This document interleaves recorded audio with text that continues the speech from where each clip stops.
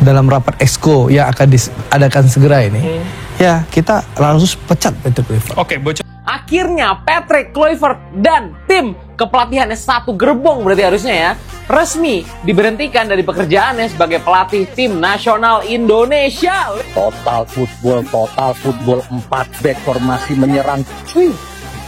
Patrick Kluivert yang dikabarkan mundur. Nah, tentunya Genoeg is genoeg.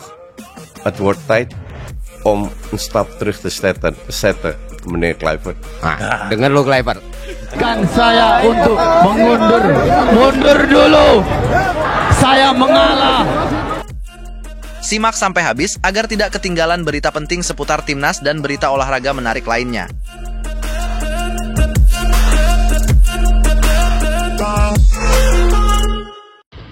Resmi pecat Patrick Kluivert, PSSI segerakan cari pelatih timnas yang tepat.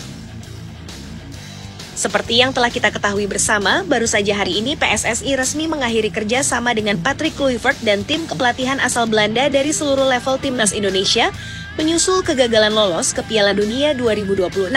Pelatih timnas Patrick Kluivert resmi diberhentikan oleh PSSI. Ya, kabar besar datang dari dunia sepak bola nasional pada Rabu, 16 Oktober 2025, ketika Persatuan Sepak Bola Seluruh Indonesia akhirnya resmi mengumumkan pemutusan kerjasama dengan pelatih kepala timnas Indonesia Patrick Kluivert, menandai akhir dari perjalanan singkat namun penuh gejolak bagi legenda sepak bola asal Belanda itu di kursi kepelatihan Garuda. Dalam pernyataan resmi yang dirilis hari ini melalui laman dan kanal media sosial Federasi, PSSI menegaskan bahwa keputusan ini diambil melalui mekanisme mutual termination atau kesepakatan bersama setelah mempertimbangkan dinamika internal dan arah strategis pembinaan tim nasional Indonesia ke depan. Jadi diumumkan pemecatan Patrick Kluivert ini di akun resminya PSSI, kawan-kawan ya. Jadi PSSI mutusin kontrak kerjanya Patrick Kluivert ini yang 2 tahun itu dengan mekanisme terminate, kawan-kawan ya. Dengan demikian, berakhir sudah masa tugas Kluivert dan seluruh jajaran staf teknis asal Belanda, termasuk Gerald van den Burg yang selama ini menangani timnas U23, serta Frank van Kempen yang bertanggung jawab terhadap tim U20. Federasi menyebut bahwa langkah ini merupakan bagian dari evaluasi menyeluruh terhadap performa, strategi, serta kesinambungan program pembinaan sepak bola nasional. Dalam pernyataannya, PSSI menyampaikan apresiasi atas dedikasi seluruh staf selama masa tugas mereka, sembari menekankan bahwa arah pembinaan tim nasional kini akan difokuskan kembali pada pengembangan identitas permainan khas Indonesia yang dinilai sempat hilang dalam beberapa bulan terakhir di bawah kendali Kluivert. Langkah ini diambil hanya beberapa hari setelah publik dan parlemen menggencarkan desakan agar federasi mengambil sikap tegas pasca kegagalan Indonesia menembus Piala Dunia 2026. Kegagalan itu dipastikan setelah Garuda menelan kekalahan beruntun dari Arab Saudi dan Irak di putaran keempat kualifikasi zona Asia, hasil yang mengakhiri mimpi panjang publik untuk menyaksikan tim kebanggaan tampil di panggung tertinggi dunia untuk pertama kalinya. J'aurais pu jouer encore plus. This MOU finally gonna make steps towards the future. I'm impressed with what you are already doing and Di tengah gelombang kritik yang mengarah pada kepemimpinan federasi, Ketua Umum PSSI Erick Thohir akhirnya turun tangan langsung untuk memastikan keputusan diambil tanpa menunda waktu lebih lama. Erick disebut telah melakukan sejumlah rapat tertutup dengan anggota komite eksekutif dan perwakilan komite teknis sebelum akhirnya menyetujui pengakhiran kerja sama lebih awal. Meski kontrak Kluivert sejatinya masih berlaku hingga akhir 2027, namun PSSI menilai bahwa mempertahankan situasi yang tidak kondusif hanya akan memperburuk arah pembinaan tim nasional di semua level. Di sisi lain, kabar ini langsung disambut dengan beragam reaksi dari kalangan publik dan tokoh sepak bola nasional. Banyak yang menilai keputusan tersebut sudah tepat dan menjadi sinyal awal dari babak baru reformasi teknis di tubuh federasi. Wakil Ketua Komisi 10 DPR RI lalu Hadrian Irvani menyatakan bahwa pihaknya menghargai langkah cepat PSSI dan berharap proses pencarian pelatih baru dilakukan secara profesional dan transparan. Menurutnya, keputusan ini bukan hanya menjawab tuntutan publik, tetapi juga menunjukkan bahwa federasi mulai belajar dari kesalahan masa lalu yang terlalu sering mengganti pelatih tanpa peta jalan yang jelas. Lalu Hadrian menegaskan bahwa PSSI kini harus mampu menemukan sosok pelatih yang tidak hanya berpengalaman secara teknis, tetapi juga memahami karakter dan mentalitas pemain Indonesia yang dikenal cepat, kreatif, dan agresif. Ia menambahkan bahwa momentum ini adalah waktu yang tepat untuk melakukan evaluasi total terhadap sistem pembinaan di level usia muda hingga senior, termasuk sinkronisasi gaya bermain agar timnas memiliki identitas permainan yang konsisten dari kelompok umur hingga tim utama. Ia berharap pelatih baru nantinya mampu menanamkan disiplin taktik dan karakter juang yang kuat, seperti yang sempat terlihat di bawah asuhan Shin Tae-yong. Sementara itu, di internal PSSI sendiri kini mulai terbuka wacana untuk mencari pelatih dari Asia Timur, di mana kedisiplinan dan etos kerja tinggi menjadi ciri khas. Beberapa nama disebut-sebut masuk radar, mulai dari pelatih Jepang hingga Korea Selatan yang dianggap memiliki rekam jejak bagus dalam mengembangkan tim dengan sumber daya terbatas namun hasil signifikan. Sejumlah sumber internal menyebut bahwa Komite Teknis PSSI telah menyusun daftar pendek kandidat yang akan dievaluasi dalam beberapa pekan ke depan, dengan prioritas pada pelatih yang mampu bekerja dalam sistem jangka panjang, termasuk pengembangan taktik, pembinaan pemain muda, dan pembenahan mental bertanding. Keputusan memecat seluruh jajaran pelatih Belanda juga membuka babak baru dalam pergeseran filosofi sepak bola Indonesia. Sebelumnya, proyek kerja sama teknis dengan tim asal Belanda digadang-gadang sebagai langkah besar menuju pembaruan sistem kepelatihan nasional, namun hasil di lapangan berbicara sebaliknya. Dalam periode kurang dari 9 bulan, Timnas Indonesia Senior hanya meraih 2 kemenangan dari 8 laga resmi dengan selisih gol negatif dan performa menyerang yang dinilai tidak sesuai dengan karakter pemain. Di level U23 dan U20, tren yang sama terjadi, performa stagnan dan minim inovasi membuat kepercayaan publik menurun tajam. Oleh karena itu, pengakhiran kontrak ini bukan hanya keputusan administratif, tetapi juga pernyataan politik sepak bola bahwa Indonesia tidak ingin lagi menjadi ladang eksperimen proyek asing tanpa fondasi lokal yang kuat. Dalam keterangan tambahan, PSSI juga memastikan bahwa hingga pelatih baru diumumkan, posisi pelatih sementara akan diisi oleh staf internal dari Badan Tim Nasional yang memiliki lisensi kepelatihan AFC Pro. Langkah ini diambil untuk menjaga kontinuitas program latihan dan memastikan tim tetap dalam persiapan menghadapi agenda internasional terdekat, termasuk pertandingan FIFA Matchday pada November mendatang. Erick Thohir menegaskan bahwa meskipun situasi saat ini tidak ideal, federasi berkomitmen untuk memperbaiki tata kelola sepak bola nasional dan menata ulang sistem rekrutmen pelatih dengan prinsip profesionalisme dan meritokrasi. Ia juga meminta dukungan penuh dari semua pihak, baik pemerintah, DPR maupun publik, agar proses ini berjalan tanpa tekanan politik dan dapat menghasilkan keputusan yang benar-benar berpihak pada kepentingan sepak bola Indonesia. Sementara itu, sejumlah pengamat menilai keputusan ini merupakan langkah realistis dan berani di tengah tekanan besar. Mereka menekankan bahwa kegagalan Kluivert bukan sepenuhnya karena kemampuan taktisnya, tetapi juga karena kesenjangan adaptasi dan kurangnya pemahaman terhadap kultur sepak bola Asia Tenggara. Banyak yang berharap PSSI tidak mengulangi kesalahan serupa dengan kembali merekrut pelatih asing hanya berdasarkan nama besar tanpa melihat kesesuaian karakter dan visi. Isu pergantian pelatih Tim Nasional Indonesia kembali menjadi sorotan panas di jagat sepak bola tanah air setelah nama Timur Kapadze, mantan pelatih Tim Nasional Uzbekistan, muncul sebagai sosok yang dinilai ideal menggantikan Patrick Kluivert. Spekulasi itu bermula dari unggahan akun Instagram @nusantara.ballers yang secara iseng namun berani mengirim pesan langsung atau DM kepada Kapadze, menanyakan minatnya untuk melatih skuad Garuda. Respon sang pelatih asal Uzbekistan ternyata begitu sederhana namun justru memancing geger publik sepak bola. Ia hanya membalas dengan emoji jempol. Sebuah simbol kecil yang langsung ditafsirkan ribuan netizen sebagai tanda ketertarikan. Dalam pesan tersebut, akun @nusantara.ballers menulis dengan nada antusias, "Halo coach, saya dari Indonesia. Apa Anda tertarik jika ditawari menjadi pelatih Tim Nasional Indonesia Senior?" Dan tanpa satu kata pun, Kapadze membalas dengan satu emoji jempol yang kemudian viral di berbagai media sosial, memancing gelombang komentar yang luar biasa ramai.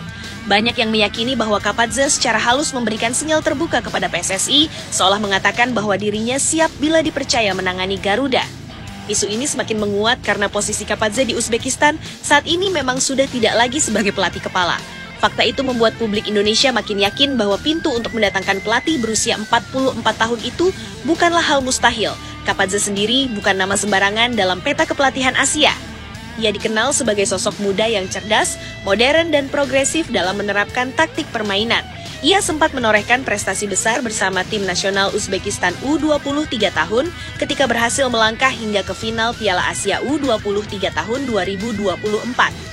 Dalam perjalanan menuju final tersebut, Kapadze bahkan sukses menyingkirkan Tim Nasional Indonesia U23 di babak semifinal dengan skor 2-0. Dalam pertandingan yang kala itu membuat publik Garuda Muda berduka namun tetap mengakui superioritas taktik Kapadze. Tahun 2025 menjadi periode puncak karirnya karena ia kemudian dipromosikan menjadi pelatih kepala Tim Nasional Senior Uzbekistan, menggantikan pelatih berpengalaman asal Slovenia, Sreko Katanek. Di bawah arahannya, Uzbekistan tampil solid, disiplin, dan efisien, mencatat 2 kemenangan dan 2 hasil imbang di babak kualifikasi Piala Dunia 2026, yang akhirnya mengantar mereka meraih tiket menuju turnamen terbesar di dunia itu. Tak hanya itu, pada agenda FIFA Matchday bulan September tahun 2025, Kapadze mempersembahkan trofi KAFA Nations Cup, turnamen regional Asia Tengah yang setara dengan Piala AFF, dengan kemenangan tipis 1-0 atas Iran di partai final. Capaian luar biasa ini menjadi bukti nyata kapasitas dan kredibilitasnya sebagai pelatih muda bertalenta. Namun perjalanan karirnya mengalami perubahan drastis ketika pada tanggal 6 Oktober tahun 2025, Federasi Sepak Bola Uzbekistan atau UEFA secara resmi mengumumkan penunjukan legenda Italia Fabio Cannavaro sebagai pelatih kepala baru tim nasional mereka. Keputusan itu membuat Kapadze harus turun jabatan menjadi asisten pelatih, posisi yang jelas tidak sebanding dengan pencapaian luar biasanya sebelumnya. Kondisi ini kemudian dianggap oleh sebagian pengamat sebagai momen yang tepat bagi PSSI untuk bergerak cepat. Jika Federasi Indonesia memang berencana melakukan restrukturisasi di posisi pelatih kepala, setelah rentetan hasil mengecewakan bersama Patrick Kluivert, maka Kapadze bisa menjadi pilihan paling logis dan menjanjikan. Ia punya pemahaman mendalam terhadap karakter sepak bola Asia, memiliki pengalaman nyata dalam kompetisi tingkat tinggi, serta usia yang masih tergolong muda dan penuh energi untuk membangun tim dalam jangka panjang. Ditambah lagi, gaya melatihnya yang menekankan kombinasi kecepatan, organisasi pertahanan yang rapat, serta serangan balik efektif, sangat cocok dengan karakter pemain Indonesia yang dikenal memiliki determinasi dan semangat tinggi.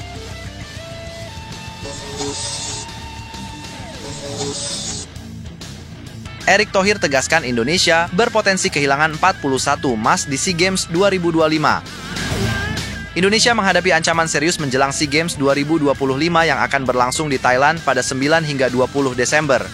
Menteri Pemuda dan Olahraga Republik Indonesia, Erick Thohir, menegaskan bahwa Indonesia berpotensi kehilangan 41 medali emas karena banyak nomor andalan dicoret oleh panitia penyelenggara. Awalnya, tim Merah Putih memperkirakan bisa merebut 87 emas. Namun setelah pencoretan itu, jumlah yang realistis hanya tersisa sekitar 46 emas.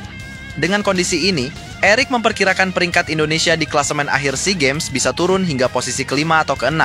Ia menilai bahwa situasi ini harus segera dikaji ulang bersama Komite Olimpiade Indonesia serta tim peninjau dari setiap cabang olahraga agar langkah antisipasi bisa dilakukan lebih cepat.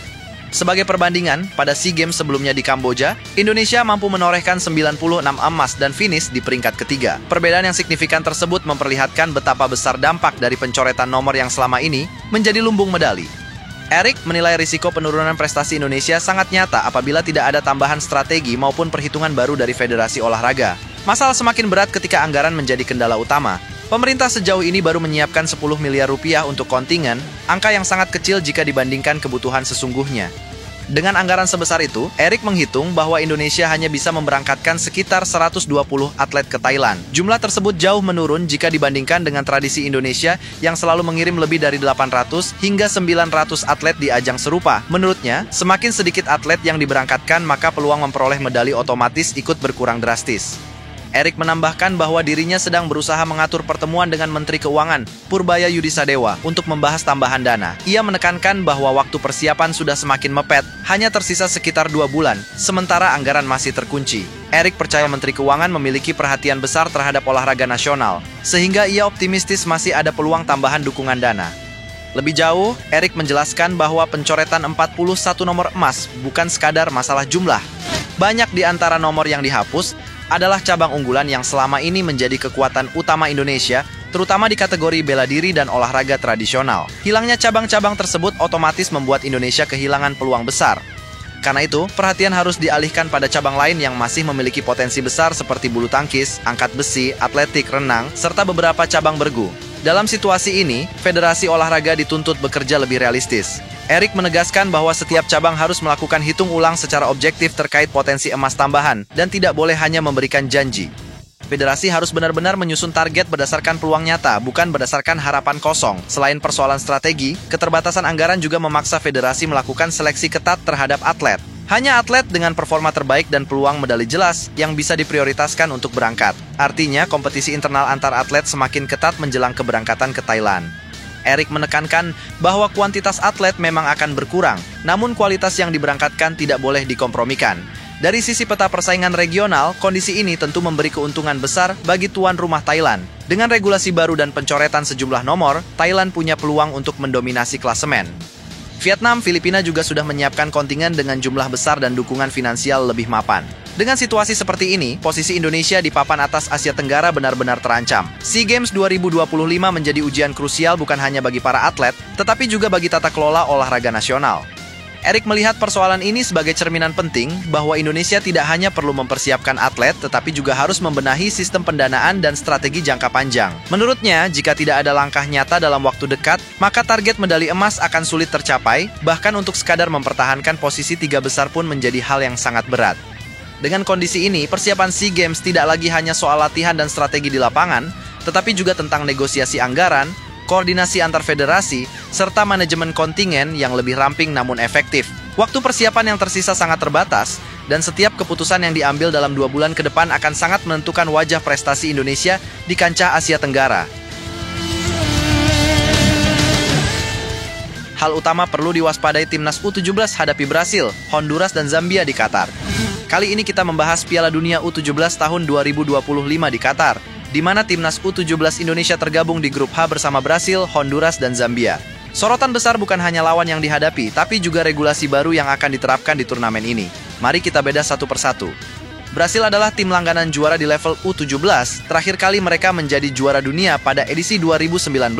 Tahun ini mereka kembali tampil sebagai juara CONMEBOL U17 dan datang ke Qatar dengan status favorit kuat. Honduras hadir mewakili CONCACAF, mereka lolos ke putaran final usai tampil gemilang di babak kualifikasi, menutup grup D dengan nilai sempurna 9 poin, tidak terkalahkan.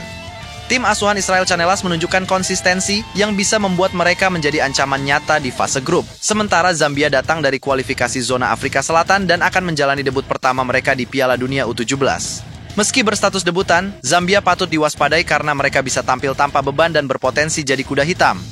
Selain kekuatan lawan, hal penting lain adalah hadirnya teknologi baru bernama Football Video Support atau FVS. Teknologi ini berbeda dengan VAR. Tidak ada wasit video khusus yang meninjau semua insiden. Justru pelatih utama diberi kesempatan terbatas untuk mengajukan peninjauan jika merasa ada kesalahan jelas yang memengaruhi jalannya pertandingan.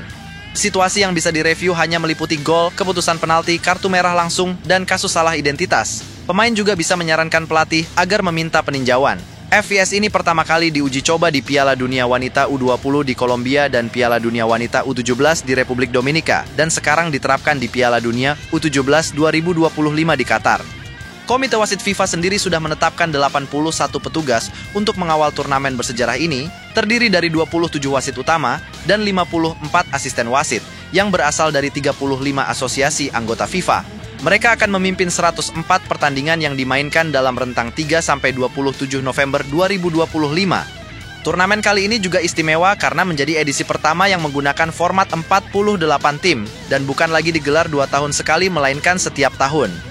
Kini kita lihat jadwal grup H yang akan menjadi medan tempur bagi Indonesia. Pada tanggal 4 November 2025 akan dimainkan 2 laga, Brasil melawan Honduras di lapangan 7 Aspire Zone Al Rayyan dan Indonesia melawan Zambia di lapangan 8 Aspire Zone Al Rayyan pukul 23 waktu Indonesia Barat. Lalu tanggal 7 November 2025, Brasil menghadapi Indonesia di lapangan 7 Aspire Zone Al Rayyan pukul 23 waktu Indonesia Barat, sementara Zambia melawan Honduras di lapangan 8 Aspire Zone Al Rayyan. Pada tanggal 10 November 2025, Zambia melawan Brasil di lapangan 7 Aspire Zone Al Rayyan dan Honduras melawan Indonesia di lapangan 8 Aspire Zone Al Rayyan pukul 23 waktu Indonesia Barat. Turnamen ini bukan sekadar kompetisi rutin, melainkan titik sejarah baru. Dengan format 48 tim, jumlah pertandingan melonjak menjadi 104 laga yang dimainkan selama 25 hari. Piala Dunia U17 edisi ke-20 ini juga menjadi yang pertama dari 5 edisi berturut-turut yang akan diselenggarakan oleh Qatar mulai tahun 2025 hingga 2029. Artinya, sepak bola usia muda kini memasuki era baru yang lebih kompetitif dan lebih padat. Indonesia harus memanfaatkan debut Zambia untuk meraih poin penting di laga perdana sebelum menghadapi tantangan berat melawan Brasil dan Honduras. Lawan berat seperti Brasil bisa menghukum kesalahan sekecil apapun, sementara Honduras terkenal dengan gaya agresif dan konsistensi mereka di lini tengah. Pelatih dan pemain Indonesia juga harus siap dengan penerapan FVS supaya bisa memanfaatkan kesempatan review jika terjadi keputusan krusial. Kejelian dalam memanfaatkan regulasi baru bisa menentukan hasil akhir pertandingan. Dengan persiapan yang matang, mental yang kuat, dan disiplin di lapangan, Garuda Muda punya kesempatan untuk mencetak sejarah. Fase grup kali ini tidak memberi ruang untuk lengah.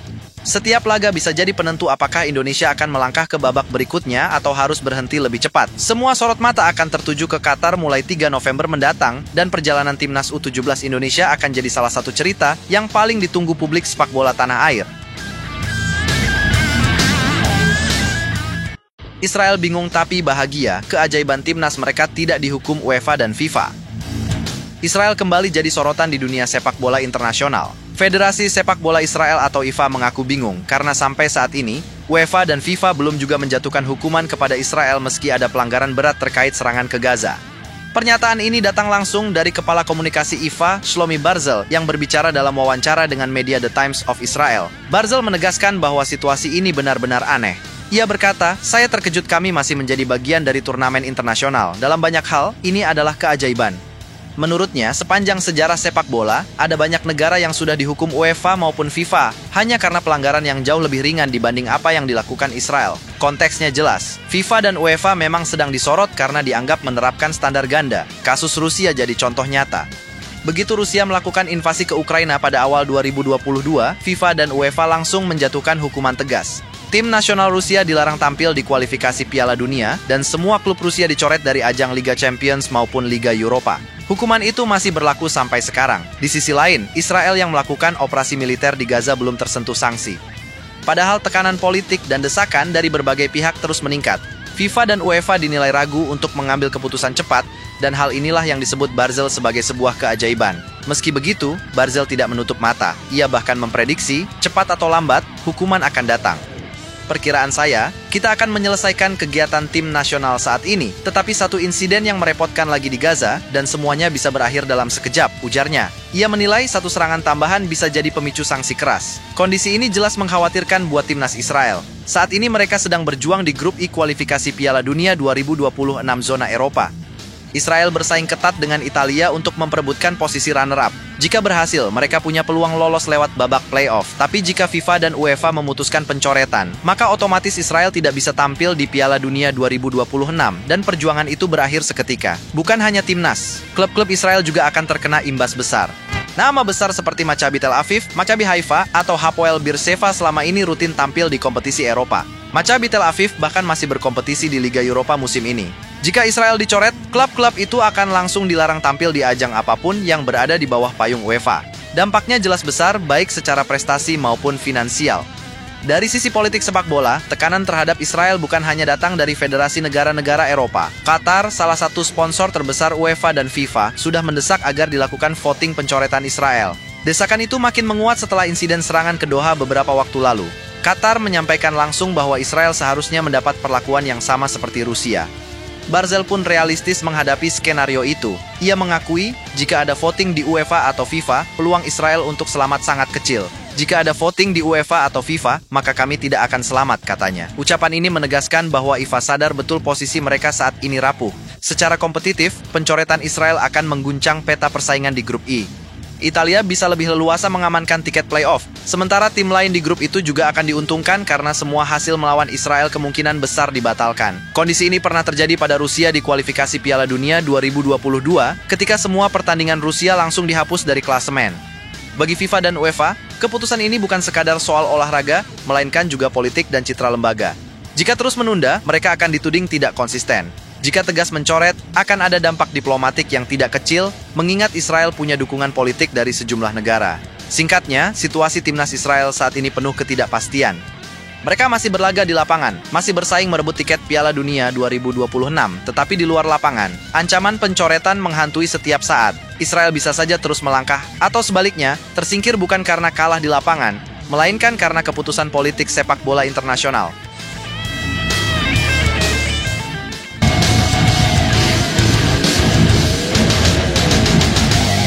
Cetak gol cantik di Belanda, Miliano Jonathans disorot Belanda. Selasa dini hari waktu Indonesia, tepatnya tanggal 23 September 2025, Jong FC Utrecht kembali turun di kompetisi Eerste Divisi Belanda. Laga ini berlangsung di training kompleks Zoudenbalch, markas mereka di Utrecht, menghadapi tamu berat, SC Cambuur. Pertandingan ini mendapat sorotan lebih karena kehadiran asisten pelatih Timnas Indonesia, Denny Lanzaat, yang secara khusus datang untuk menyaksikan aksi winger muda berdarah Indonesia, Miliano Jonathans. Sejak menit awal, laga berlangsung dengan tempo tinggi. Kemburg langsung mengambil inisiatif serangan. Tekanan itu langsung berbuah hasil. Menit ke-16, Mart Diemers membuka keunggulan lewat tembakan jarak dekat yang tak mampu diantisipasi kiper tuan rumah. Belum sempat Jong Utrecht bangkit, hanya berselang 1 menit, Oscar Lofsjostren menggandakan keunggulan tim tamu. Skor berubah cepat menjadi 2-0. Situasi makin berat ketika menit ke-23, Remco Baik menambah gol ketiga Kemburg. Dalam tempo kurang dari 10 menit, Jong FC Utrecht sudah tertinggal 3 gol di kandang sendiri. Meski tertinggal jauh, Jong Utrecht berusaha merespons. Denny Lanzaat di tribun menjadi saksi bagaimana Miliano Jonathans tampil berani. Pemain kelahiran Depok ini diturunkan sebagai starter di posisi winger kanan dan terus mencari celah untuk menusuk lini pertahanan lawan. Usaha itu akhirnya terbayar. Menit ke-39, Miliano mencetak gol indah. Berawal dari skema serangan balik, ia menerima umpan silang dari sisi kiri. Dengan ketenangan, Miliano melakukan sontekan terukur dari dalam kotak penalti yang mengecoh kiper Kemburg. Skor berubah menjadi 3-1, sekaligus memberi harapan baru bagi Jong Utrecht. Babak kedua dimulai, Jong Utrecht tampil lebih agresif. Tekanan mereka membuahkan hasil di menit ke-51. Noah Ohayo mencetak gol kedua bagi tuan rumah, memperkecil ketertinggalan menjadi 3-2. Pertandingan sempat kembali terbuka, namun Kemburg segera mengembalikan kendali. Oscar Lofsjostren kembali mencatatkan namanya di papan skor dengan gol kedua pribadinya di laga ini. Gol pada menit ke-60 memastikan Kemburg menutup pertandingan dengan kemenangan 4-2. Secara keseluruhan, Miliano Jonathans tampil selama 62 menit sebelum ditarik keluar. Meski timnya kalah, kontribusinya cukup mencolok. Gol yang ia ciptakan menjadi bukti kualitas teknik dan penyelesaiannya. Tidak heran jika kehadiran Denny Lanzaat di stadion memberi kesan penting. Lanzaat sendiri diketahui tengah melakukan pemantauan terhadap para pemain yang berpotensi dipanggil memperkuat Timnas Indonesia. Hasil ini membuat Jong FC Utrecht tertahan di papan bawah klasemen sementara Eerste Divisi. Dengan raihan 7 poin, mereka berada di posisi ke-14. Situasi ini tentu belum ideal bagi tim muda FC Utrecht yang berfungsi sebagai pengembangan pemain. Di sisi lain, kemenangan ini mengangkat posisi SC Cambuur di persaingan papan atas, mengingat mereka memang punya ambisi kembali ke Eredivisie. Menariknya, dalam laga ini tidak ada nama Ivar Jenner dalam daftar skuad Jong Utrecht. Padahal Jenner juga menjadi salah satu pemain keturunan yang konsisten masuk radar Timnas Indonesia. Ketidakhadirannya tentu menjadi catatan tersendiri bagi tim pelatih Garuda yang tengah memantau perkembangan pemain di Eropa. Performa Miliano Jonathans bisa menjadi sinyal positif bagi Indonesia. Seorang winger muda yang berani mengeksekusi peluang dalam laga kompetitif di Belanda tentu memiliki nilai tambah. Apalagi gol yang ia cetak datang di momen ketika tim dalam kondisi tertekan, menunjukkan mental dan karakter bermain yang tidak mudah menyerah. Dengan jadwal padat di Eerste Divisi, Miliano masih punya banyak kesempatan untuk meningkatkan performa. Pertanyaan berikutnya, apakah ia bisa konsisten menjaga performa agar menarik perhatian lebih dari pelatih kepala Patrick Kluivert? Bagi Timnas Indonesia, setiap menit bermain dan setiap gol dari pemain keturunan di Eropa selalu menjadi kabar penting. Irak tak diuntungkan jelang lawan Timnas Indonesia di kualifikasi Piala Dunia 2026.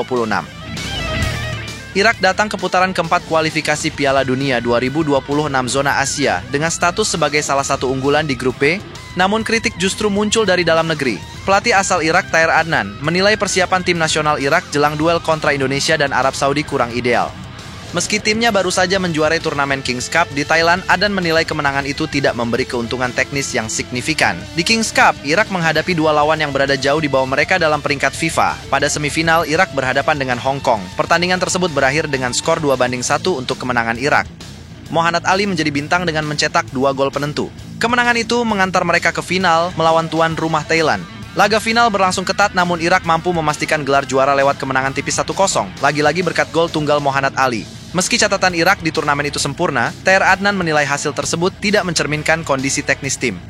Menurutnya, melawan tim-tim seperti Hong Kong dan Thailand tidak cukup memberi gambaran jelas bagi pelatih kepala Graham Arnold tentang level sebenarnya dari skuad Irak. Tim nasional Irak hanya memainkan 2 pertandingan melawan Hong Kong dan Thailand di Kings Cup sebelum bermain di playoff Asia untuk Piala Dunia, ujar Adnan dikutip dari Win-Win. Menegaskan menurut pendapat pribadi saya, tim Irak tidak diuntungkan secara teknis dari 2 pertandingan ini, karena mereka bermain melawan tim yang secara teknis lebih lemah, padahal seharusnya mereka menghadapi tim yang lebih kuat. Komentar ini memperlihatkan kekhawatiran bahwa Irak belum benar-benar diuji menghadapi lawan dengan kualitas setara atau di atas mereka. Adnan menambahkan, turnamen Piala Raja tidak membantu pelatih memahami level sebenarnya tim. Menurutnya, kesalahan dan kelemahan mendasar pemain Irak tidak terlihat dalam laga melawan lawan yang relatif ringan. Sebaliknya, mereka membutuhkan uji coba melawan tim besar untuk meningkatkan kualitas teknis, terutama karena laga berikutnya melawan Indonesia dan Arab Saudi dipastikan berlangsung ketat dan tidak menoleransi kesalahan kecil. Dalam jadwal grup B, Irak lebih dulu akan berhadapan dengan Indonesia. Pertandingan ini dijadwalkan berlangsung pada 9 Oktober 2025. Laga tersebut akan menjadi penentu karena Indonesia saat ini sedang dalam tren positif setelah berhasil melewati putaran ketiga. Bagi Irak, kemenangan atas Indonesia wajib diamankan sebelum mereka menghadapi ujian lebih berat melawan Arab Saudi. Laga kontra Arab Saudi sendiri akan dimainkan 5 hari berselang, yakni pada 14 Oktober 2025 di King Abdullah Sports City Stadium, Jeddah. Secara klasemen, grup ini diprediksi ketat. Hanya tim yang menjadi juara grup yang otomatis lolos ke Piala Dunia 2026. Sementara tim peringkat kedua masih harus melanjutkan perjuangan ke putaran kelima untuk memperebutkan tiket playoff antar konfederasi. Kondisi ini membuat laga melawan Indonesia dan Arab Saudi benar-benar menjadi pertandingan hidup mati bagi Irak. Satu kesalahan kecil saja bisa berakibat fatal bagi peluang mereka. Nama Mohanad Ali saat ini menjadi sorotan utama. Striker yang akrab dijuluki Mimi itu menunjukkan ketajamannya di Kings Cup dengan 3 gol dalam 2 pertandingan. Bagi Irak, performa Ali menjadi modal positif, namun pelatih dan analis tetap menekankan pentingnya keseimbangan tim, terutama di lini pertahanan yang masih kerap rapuh ketika ditekan lawan. Irak sendiri dalam catatan statistik terbaru menempati posisi ke-69 FIFA, unggul jauh dari Indonesia yang berada di peringkat 128.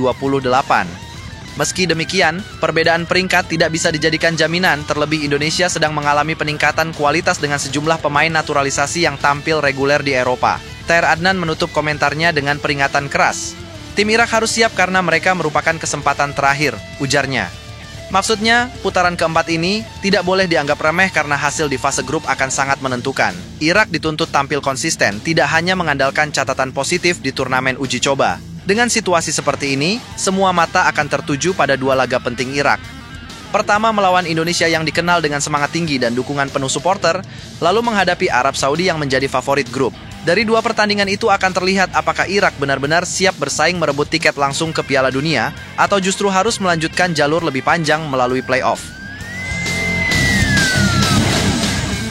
Kluivert tolak anak emas Shin Tae-yong masuk timnas di round 4.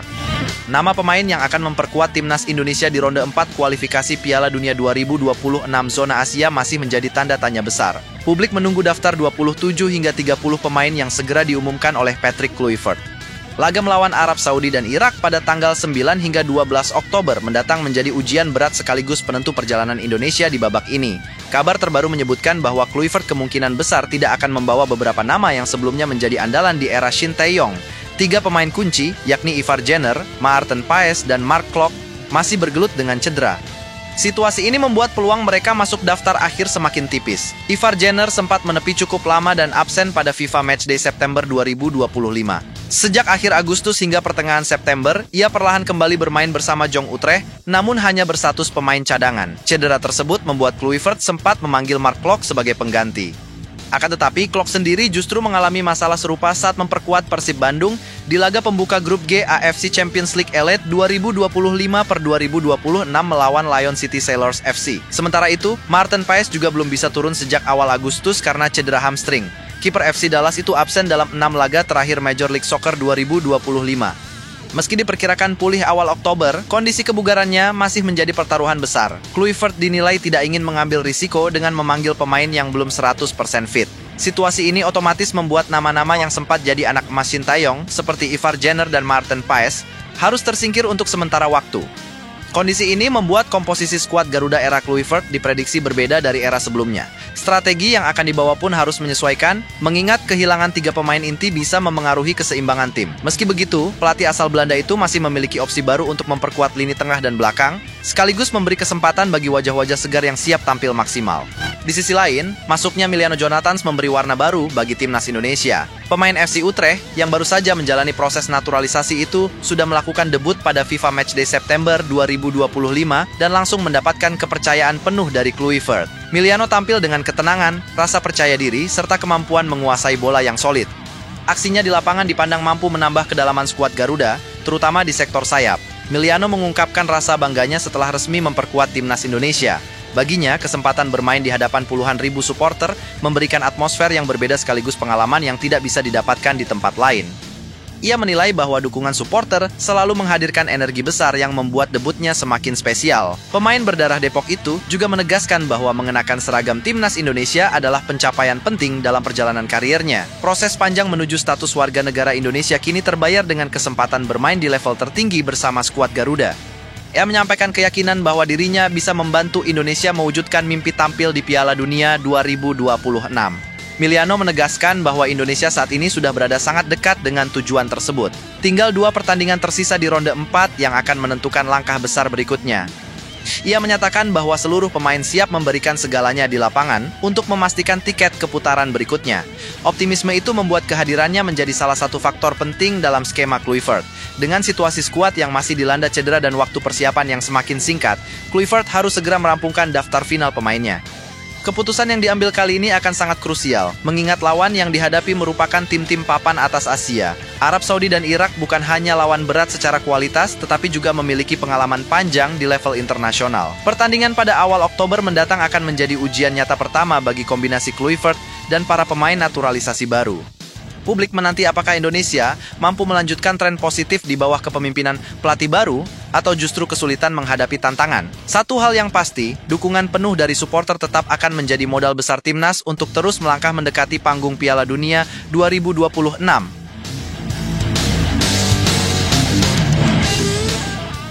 Bisa jadi senjata rahasia, Eliano Reinders dapat pujian setinggi langit.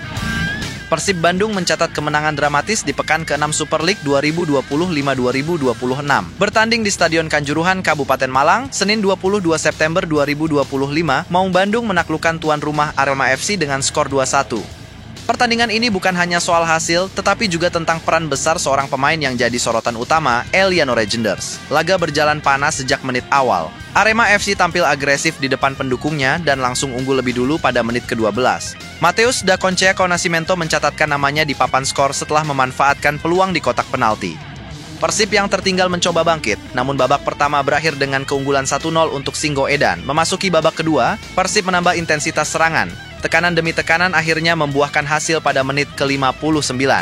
Striker William Barros berhasil menyamakan kedudukan setelah menerima umpan matang dari lini tengah. Skor berubah menjadi 1-1 dan laga kembali terbuka. Drama terjadi hanya 4 menit kemudian. Pada menit ke-63, Persib harus kehilangan Frans Putros yang mendapat kartu merah akibat pelanggaran keras. Bermain dengan 10 pemain di sisa setengah jam pertandingan jelas bukan situasi mudah. Namun, Maung Bandung tetap solid menjaga keseimbangan antara menyerang dan bertahan. Ketegangan mencapai puncaknya di masa tambahan waktu. Saat laga seakan-akan berakhir imbang, Federico Barba muncul sebagai pahlawan. Bek asal Italia itu mencetak gol penentu kemenangan pada menit ke-90+4. Persib menutup laga dengan skor 2-1, sekaligus mengamankan 3 poin penting di markas lawan. Meski kemenangan dramatis menjadi headline, perhatian besar justru tertuju pada sosok Eliano Reinders. Pemain keturunan Indonesia Belanda berusia 24 tahun ini tampil penuh selama 90 menit. Jika di laga AFC Champions League 2 melawan Lyon City Sailors pada 18 September 2025 ia dimainkan sebagai gelandang serang. Kali ini pelatih Bojan Hodak menurunkannya sebagai bek kiri. Perubahan posisi itu ternyata tidak menurunkan kualitas Eliano. Sepanjang laga, ia tampil konsisten membantu serangan sekaligus disiplin dalam bertahan. Bahkan ketika Persib bermain dengan 10 orang, kontribusinya di lini belakang membantu menjaga gawang tetap aman dari gempuran Arema. Pelatih Bojan Hodak tanpa ragu memberikan pujian tinggi. Seusai laga, Hodak menyebut, mengenai Eliano, saat kami merekrutnya, saya bilang dia bisa bermain di semua posisi kecuali penjaga gawang. Kiper tidak bisa, tetapi posisi lainnya mampu dia jalani. Sebagai bek sayap, dia cukup berbahaya, bagus dengan bola, bisa naik membantu serangan, juga sangat bertanggung jawab dalam bertahan. Hodak juga menegaskan bahwa fleksibilitas adalah kelebihan langka yang dimiliki Eliano. Mantan pelatih PSM Makassar itu menilai kemampuan bermain di berbagai posisi menjadikan Reinders sebagai senjata rahasia Persib. Dari lini tengah, sayap, hingga pertahanan, ia bisa diandalkan tanpa mengurangi kualitas permainan tim. Data mendukung pernyataan tersebut. Sejak bergabung, Eliano sudah mencatat 5 caps bersama timnas Indonesia, dan di level klub pernah tampil untuk PSV Zwolle serta Utrecht FC U21 di Belanda. Dengan tinggi badan 168 cm, ia bukan hanya pemain yang mobile, tetapi juga punya visi bermain yang jelas. Kemenangan atas Arema ini menambah catatan positif Persib di awal musim. Tambahan 3 poin membawa mereka merangsek ke papan atas klasemen, sementara Super League 2025-2026. Meski masih terlalu dini untuk bicara peluang juara, konsistensi permainan termasuk peran pemain serba bisa seperti Eliano bisa menjadi faktor pembeda. Sementara itu, Bagi Arema, kekalahan ini jelas menyakitkan. Sudah unggul lebih dulu dan memiliki keuntungan jumlah pemain, mereka gagal mempertahankan hasil. Situasi ini memperpanjang catatan minor Singo Edan dalam beberapa laga terakhir. Tekanan untuk segera bangkit pun semakin besar. Secara keseluruhan, pertandingan ini memberi pesan jelas. Fleksibilitas seorang pemain bisa jadi kunci dalam situasi sulit. Persib membuktikan hal itu lewat Eliano Reijnders. Dari gelandang menyerang ke bek kiri, ia menunjukkan komitmen dan kualitas tanpa kompromi. Dengan karakter itu, Eliano bukan hanya pelengkap, melainkan sosok yang bisa membingungkan lawan sekaligus memperkuat identitas permainan Maung Bandung musim ini.